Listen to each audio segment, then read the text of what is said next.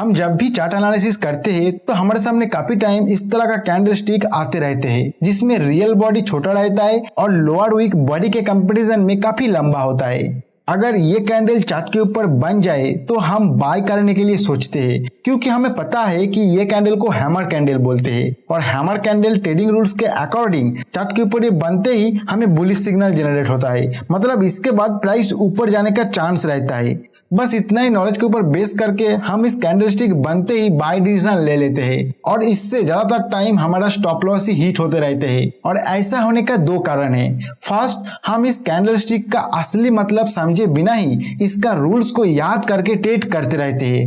And second, हम सिर्फ एक कैंडलस्टिक बना है देख के ही डिसीजन ले लेते हैं, बाकी किसी भी क्राइटेरिया को हम देखने के लिए भूल जाते हैं या फिर हमें वो मालूम ही नहीं होता है। तो आज का इस वीडियो में लाइव मार्केट जैसा एक्सपीरियंस के साथ इस कैंडल पैटर्न का रियल साइकोलॉजी मैं आपको समझाऊंगा और इसे प्रैक्टिकल कैसे ट्रेड करना होता है वो भी प्योर प्राइस एक्शन को स्टडी करके मैं आपको दिखाऊंगा। तो वीडियो का एक भी पॉइंट मिस मत करना।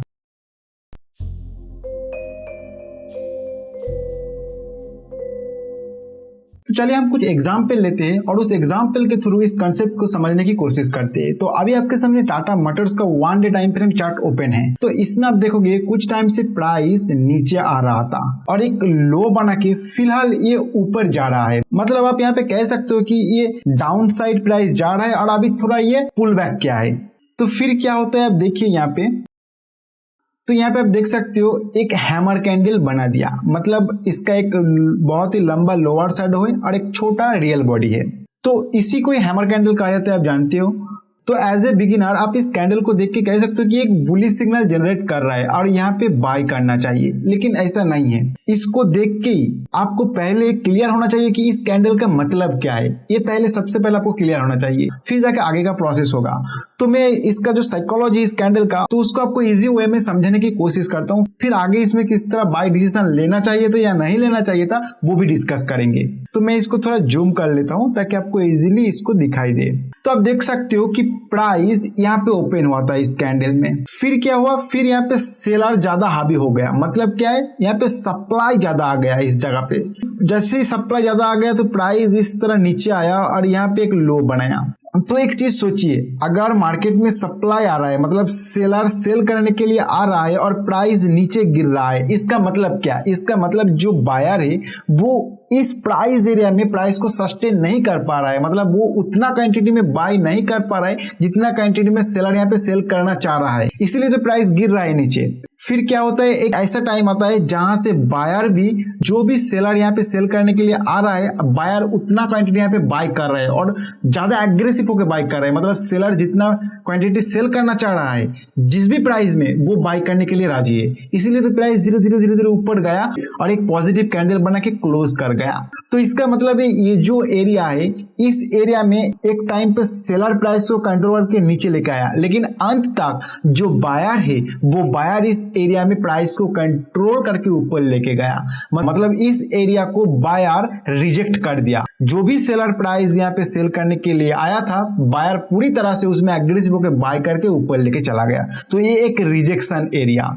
तो बस ये कैंडल इतना ही कहते हैं कि इस पूरे टाइम फ्रेम के दौरान एक बार सेलर प्राइस को कंट्रोल किया था, लेकिन अंत तक बायर फिर से प्राइस को कंट्रोल करके इसके ऊपर क्लोज कर गया। मतलब ये एरिया बायर विन एरिया और ये एक ऐसा प्राइस एरिया जहां पे बायर प्राइस को रिजेक्ट करके ऊपर लेके चला गया। बस इतना ही है। तो क्या इस इंफॉर्मेशन के ऊपर बेस करके आपको यहाँ पे बाय सेल डिसीजन लेना चाहिए? तो नहीं लेना चाहिए। इसके अलावा और भी कुछ आपको देखना होता है। क्या देखना होता है? देखिए, उसके लिए आपको प्रीवियस प्राइस एक्शन देखना होता है, प्रीवियस कुछ प्राइस एक्शन देखना होता है, फिर जाके आपको मार्केट स्ट्रक्चर देखना होता है।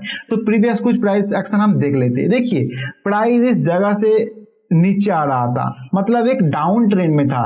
यहां से यहां तक एक डाउन ट्रेंड में प्राइस था। उसी एरिया के अंदर आप देखोगे एक बहुत ही लंबा रेड कैंडल बनाया यहाँ पे, बहुत ही लंबा। जो यहाँ पे आप देखोगे सामने भी और पीछे भी देखोगे उतना लंबा कैंडल नहीं बना। तो मतलब जो एवरेज कैंडल बनता है उससे काफी लंबा कैंडल यहाँ पे बना चुका था और ये कैंडल एक रेड कैंडल था। मतलब यहाँ से जो कैंडल शुरू हुआ और यहाँ पे खत्म हुआ, ये पूरा कैंडल के दौरान जो सेलर है उनका कंप्लीट कंट्रोल था इस कैंडल के ऊपर। तो क्या हुआ, ये जो डाउन ट्रेंड था और इस तरह यहाँ पे एक सेलर स्ट्रॉन्ग कंट्रोल किया प्राइस को, तो हम कह सकते हैं कि ये जो ट्रेंड था ये स्ट्रॉन्ग डाउन ट्रेंड था, लेकिन क्या होता है उसके बाद जो कैंडल बना वो कैंडल उतना स्ट्रॉन्ग नहीं बन पा रहा है जितना यहाँ पे बना। मतलब सेलर यहाँ पे आके जितना स्ट्रॉन्ग था यहाँ इस जगह पे वो वीक हो रहा है। और आप ये भी कह सकते हो कि इस एरिया पे आके बायर यहाँ पे स्ट्रॉन्ग हो रहा है। मतलब सेलर जितना भी क्वांटिटी शेयर सेल करने के लिए आ रहा है, बायर यहाँ पे उस क्वांटिटी को बाय करने के लिए रेडी है और वो बाय कर भी रहा है, इसीलिए प्राइस यहाँ पे रुक गया। फिर क्या होता है देखिए, धीरे धीरे धीरे धीरे प्राइस ऊपर जाना शुरू किया, लेकिन उतना भी स्ट्रॉन्ग नहीं जा पा रहा है जितना स्ट्रॉन्ग सेलर यहाँ पे प्राइस को नीचे खींचा। अगर उतना स्ट्रांग हो तो बहुत ही स्पीड से प्राइस ऊपर भाग जाता, लेकिन यहाँ पे ऐसा नहीं हुआ। यहाँ पे धीरे धीरे प्राइस जा रहा है। मतलब जो सेलर है वो सेलर भी प्राइस को कंट्रोल करने के लिए कोशिश कर रहा है, यहाँ पे सेल ऑर्डर ला रहा है, लेकिन बायर उसको बाय करके प्राइस को ऊपर ले जा रहा है। फिर क्या होता है देखिए, जहां से प्राइस को सेलर स्ट्रॉन्ग नीचे खींचाता उसी एरिया में आके ये रेजिस्टेंस फेस कर रहा है। मतलब बायर तो यहाँ पे धीरे धीरे धीरे धीरे ऊपर लेके आया, लेकिन इस एरिया में जैसे ही पहुंचा तो सेलर अपना पूरा ताकत लगा दिया प्राइस को यहाँ पे रुकने के लिए, क्योंकि सेलर को पता है अगर इस एरिया को एक बार प्राइस ब्रेक करके क्लोज कर जाएगा तो बहुत ही ज्यादा बाइंग प्रेशर यहाँ पे आ जाएगा और प्राइस भाग जाएगा। तो जो सेलर यहाँ पे सेल क्या होगा प्राइस को इस जगह से, तो वो सेलर यहाँ पे आके इस प्राइस को रोकने की कोशिश कर रहा है। तो यहाँ पे आप देखिएगा यहाँ पे बहुत ज्यादा सेलिंग प्रेशर आया, इसीलिए बायर का जो मोमेंटम था वहां पे रोक लग गया और यहाँ पे फाइट होना शुरू हो गया। बायर भी चाह रहा है यहाँ पे कि प्राइस को कंट्रोल करके ऊपर लेके चला जाऊं, सेलर भी चाह रहा है कि इस एरिया को तोड़ने ना दूं और यहाँ से फिर से नीचे लेके चला जाऊं, इसीलिए यहाँ पे फाइट होना शुरू हो गया। फिर आप देखोगे उसी फाइट एरिया से ये कैंडल बना। मतलब सेलर प्राइस को कंट्रोल कर लिया था एक टाइम पे, और फिलहाल मतलब इस कैंडल जब क्लोज हुआ था प्राइस को बायर कंट्रोल करके ऊपर खींच लिया। तो यहाँ पे एक रिजेक्शन एरिया आया बायर के द्वारा। तो वो रिजेक्शन एरिया कहाँ पे आया देखिए, यहाँ पे कंप्लीट सेलर कंट्रोल कैंडल, फिर बायर प्राइस को कंट्रोल करके ऊपर लेके जा रहा है। तो अभी जिस कैंडल में सेलर प्राइस को कंट्रोल किया उसका 50% से आप एक बार ट्रेंड लाइन खींच दीजिए, देखिए तो उसी 50% एरिया से बायर प्राइस को रिजेक्ट कर रहा है। एक चीज आप समझिए, अगर इस सेलर जो प्राइस को कंट्रोल किया अगर उनको प्राइस को नीचे लेके जाना होता बहुत ही स्ट्रॉन्ग स्पीड से, तो कभी भी ये सेलर इस एरिया को ब्रेक करने नहीं देता, लेकिन बायर इतना स्ट्रॉन्ग था कि इसको ब्रेक कर गया। मतलब सेलर से ज्यादा बायर यहाँ पे एक्टिव हो रहा है, हमें दिखाई दे रहा है। फिर क्या होता है देखिए, यहाँ पे फिर प्राइस धीरे धीरे ऊपर जा रहा है और इस एरिया पे सेलर आके कंट्रोल करना शुरू किया, लेकिन बायर उस कंट्रोल को छोड़ा नहीं अभी तक, यहाँ पे फाइट करना शुरू किया।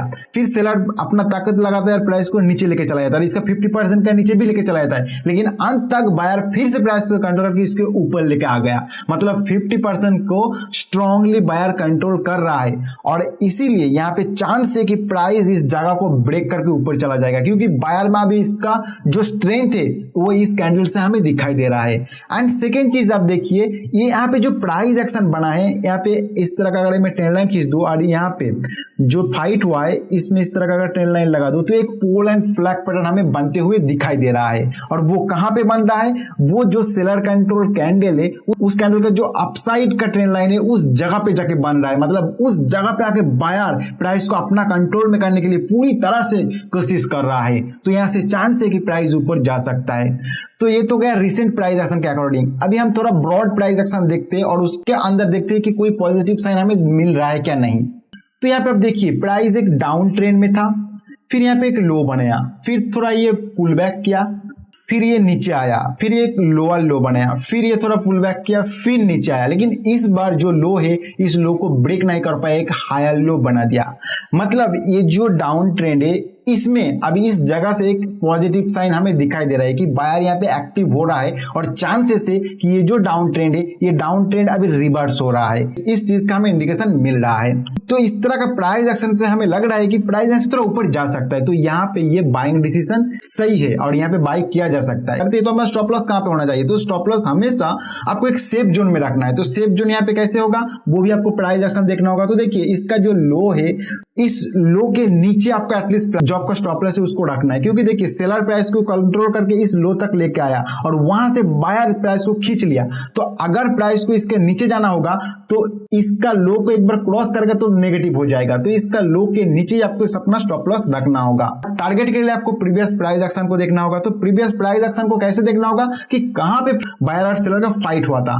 तो देखिए प्राइस जब यहाँ पे ऊपर आया था तो इस एरिया से एक रेजिस्टेंस फेस किया था, फिर नीचे गया, यहाँ पे आप देखिएगा नीचे गया, फिर ऊपर आने की कोशिश किया। यहाँ पे इस जगह पे फिर से एक रेजिस्टेंस फेस किया और नीचे चला गया।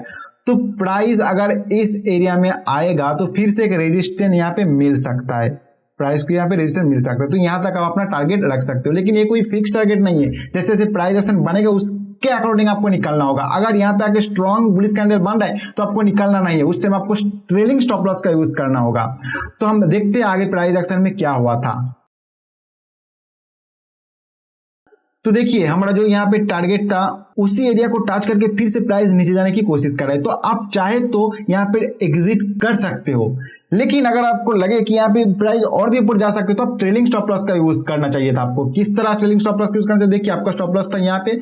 तो जैसे ये लंबा कैंडल बन गया तो आपका स्टॉप लॉस इस लंबा कैंडल का 50% से नीचे लेके चला जाना चाहिए था, यहाँ पे स्टॉप लॉस रखना चाहिए था।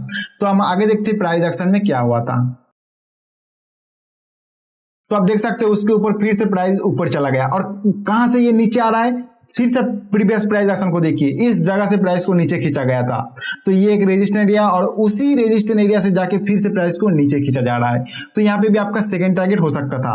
तो इसके लिए आपको क्या करना है, इसके लिए आपका जो यहाँ पे स्टॉप लॉस था उसको भी ट्रेल करना होगा। यहाँ पे जो लंबा कैंडल बन गया उसका 50%, फिर यहाँ पे एक लंबा कैंडल बनाया उसका 50%, इस तरह आपको जाना होगा।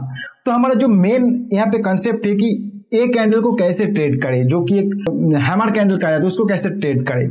तो हम और एक एग्जांपल लेते हैं फिर उसको समझते हैं।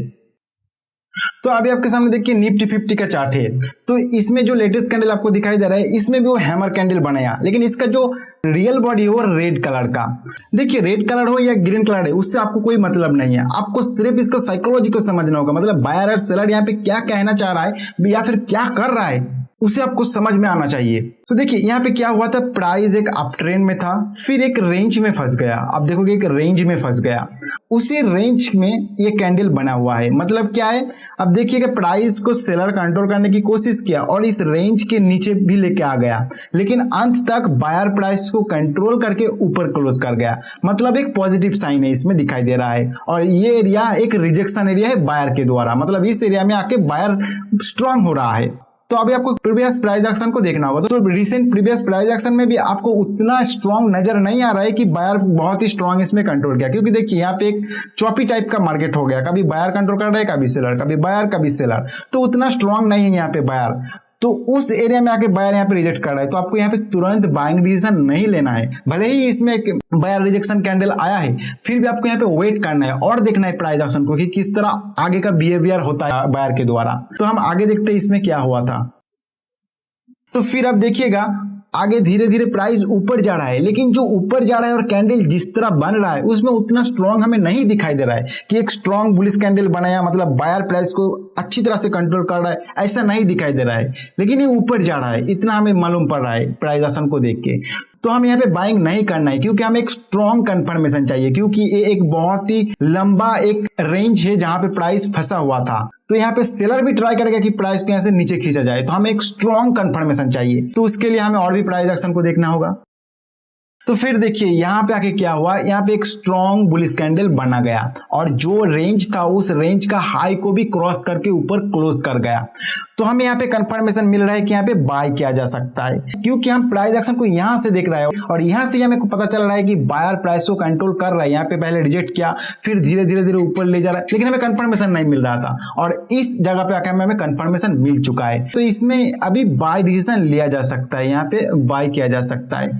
और अगर यहाँ पे बाय किया जा सकता है तो स्टॉप लॉस कहाँ पे होना चाहिए, तो स्टॉप लॉस इस सिनेरियो में जो मैं समझा रहा हूँ इसमें आपको इसका नीचे नहीं रखना है, क्योंकि इसका नीचे आप रखोगे तो बहुत ज्यादा डिस्टेंस हो जाएगा और आपका जो रिस्क एंड रिवॉर्ड रेशियो वो फिट नहीं बैठेगा। तो उसके लिए आप यहाँ पे एक ट्रेंड लाइन खींचना है जो रेंज था उस रेंज का हाई से, और उस रेंज के नीचे आपको स्टॉप लॉस रखना है और टारगेट के लिए आपको प्राइस एक्शन के हिसाब से टारगेट रखना है। तो हम देखते हैं आगे का प्राइस एक्शन में यहाँ पे क्या हुआ था। तो आप देख सकते हो प्राइस धीरे धीरे धीरे ऊपर जा रहा है और ये बहुत ही लंबा ऊपर गया था प्राइस, आप यहाँ पे देख सकते हो। उसके बाद बहुत ही लंबा ऊपर गया था, लेकिन इतना लंबा कैप्चर करने में भी आपको बहुत ज्यादा तकलीफ आने वाला है, क्योंकि देखिए जैसे ही प्राइस यहाँ पे ऊपर आया तो यहाँ पे फंस चुका था, तो आपको यहाँ पे होल्ड करना बहुत ही मुश्किल होगा।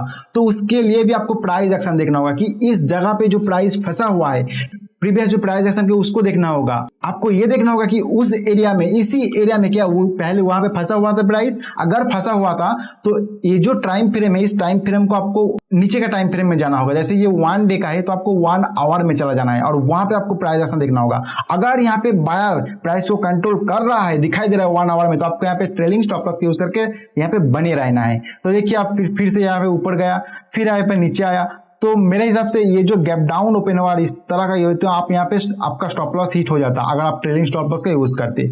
लेकिन फिर भी आप देखोगे इस जगह पे एक बाइंग सिग्नल जनरेट हुआ फिर से, तो यहाँ पे आपका सेकंड टाइम एंट्री हो जाएगा। इसमें किस तरह का बाइंग सिग्नल जनरेट हो रहा है, आप इसको पढ़ने की कोशिश कीजिए इस प्राइस एक्शन को, तो आपको इजीली समझ आएगा।